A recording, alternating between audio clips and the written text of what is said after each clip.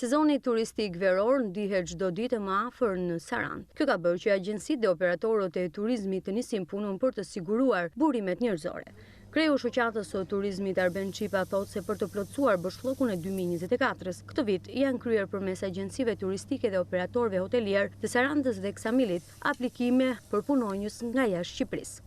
Muaj maj të paktën duke përfshirë Ksamilin edhe Sarandën, janë rreth 800 emigrantë të cilët kanë bërë aplikime nëpërmjet agjencive turistike dhe operatorëve të tjerë hoteleria për t'i angazhuar në punët tona sezonale.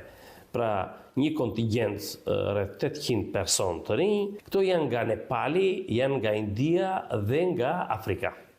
Janë nga zonat të cilat padyshim edhe vlerësimi ekonomik që ne bëjmë ose marrëveshjet janë të përballueshme në krahasim me punonjësit vendas, e vërteta është se intereson për subjektet. Sjellja dhe punësimi sezonal i emigrantëve të huaj nuk do të thotë menjanimi i vendasve, por plotësimi i numrit të mjaftueshëm të tyre për një sezon që pritet të jetë më intensiv. Nuk është kënaqësi të themi që ne sjellim të huaj dhe nuk angazhojmë vendasit, ne vendasit i angazhojmë, por na rezulton se numri nuk është i mjaftueshëm dhe nga ana tjetër edhe vendasi duhet të shohë që fillon konkurenca edhe në nivelin e tyre dhe në fushën e tyre. Konkurrencë dhe ofertë. Kështu që në këtë kuadër të dëgjojmë të gjithë dhe të kemi sy të hapur.